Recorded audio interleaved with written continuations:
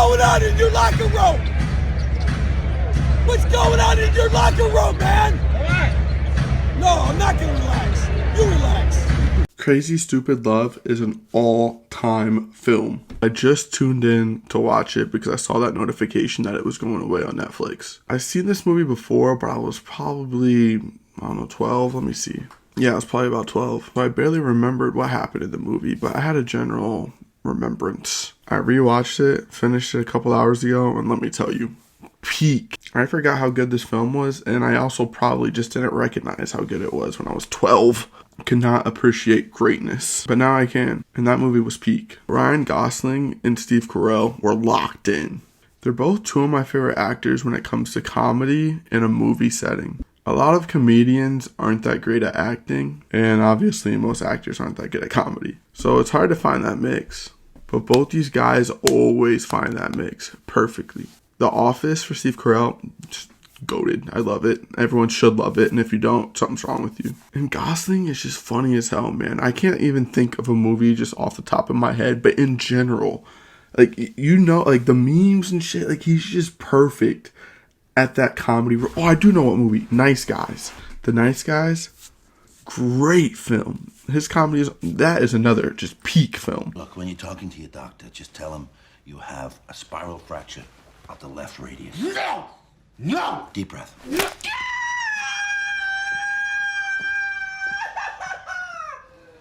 You mind if I have an apple? All right, Mr. March.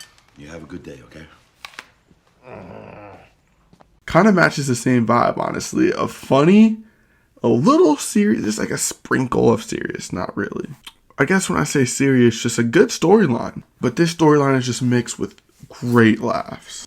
Both could be said for both of them. That movie, Nice Guys, and for Stupid Crazy Love. They also just balance on that line. Heavy on the comedy, though. The whole movie's sense of direction is just perfect from the beginning.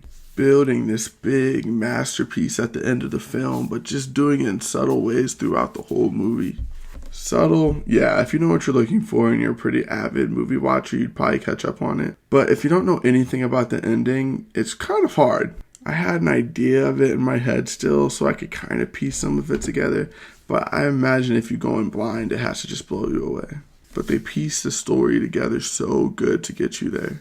The cast is just 10 out of 10 in general. I mean, just listen to this cast. Ryan Gosling, Steve Carell, Emma Stone, Joey King, Julianne Moore, Marissa Tomei. Those A-listers. And mixing Jonah Bobo, who was Steve Carell's kid in the movie, his name was Robbie. I mean, he played 3 steps above his rank.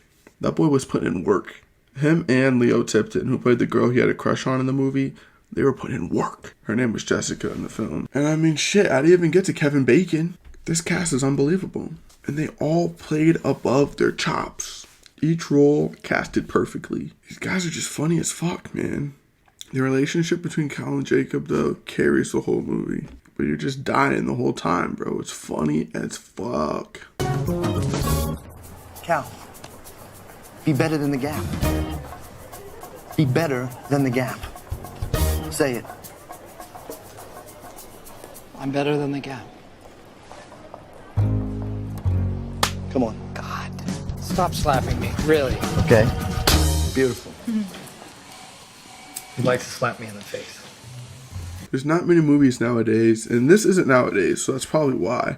This came out in 2011. And again, big spoilers ahead here. I kind of didn't really do spoilers, but if you really are going to watch the movie, don't listen now. The name jumping in the final scene, each person getting introduced, you can't write it better than that.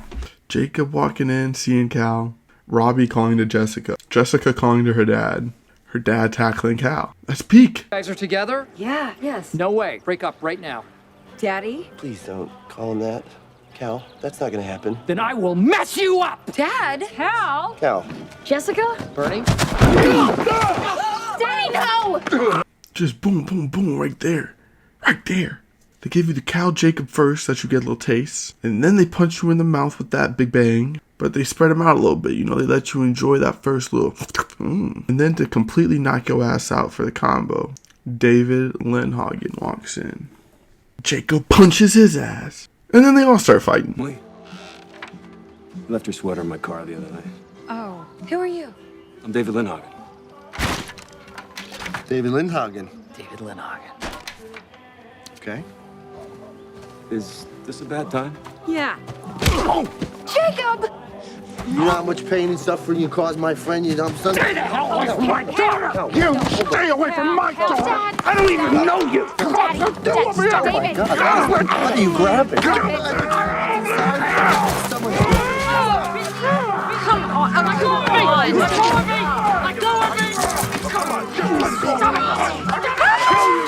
And then after that, when they're sitting there with the cops just looking defeated, it's the best. It's the best. Like little 7-year-olds that just got put in timeout. So, okay, wait, which one of you is Lindhagen again? Hagen. I'm just gonna write domestic disturbance all clear. Thank you, officer. Just simmer down, okay? We all have arguments, but if you're gonna fight, just do it inside.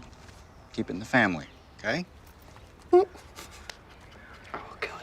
Great film, man. I was 12. This video was kind of surface level, but really I just wanted you to get out there and watch this movie. They don't make movies like this anymore. Surprising, funny, serious. I didn't even really touch on it good enough, but Cal's love story for his girl in that movie is pretty touching. It's a nice little message in there about love. That's why for Cookies Cinema Club's first review, we will be giving this movie a 9.3 out of 10. It touched as many bases as it could while staying in its genre.